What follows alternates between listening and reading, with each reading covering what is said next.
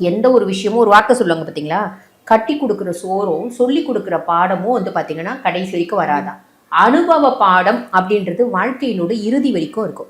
அந்த அனுபவ பாடத்தை சனி பகவான் விரைய சனியில ஏற்படுத்தி கொடுப்பார். அந்த வாழ்க்கையில ரவுண்டு வர சனியை விரைய சனி அப்படிம்பாங்க. 2வது 2.5 வருஷம் ஜென்ம சனி அப்படின்னு சொன்னாங்க பார்த்தீங்களா. அந்த 2வது 2.5 வருஷம் ஜென்ம சனியில நம்ம லக்னத்திலே உட்காந்து நம்ம சுயஸ்தானத்திலே உட்காந்து நம்ம புத்தியை கெடுப்பாரு.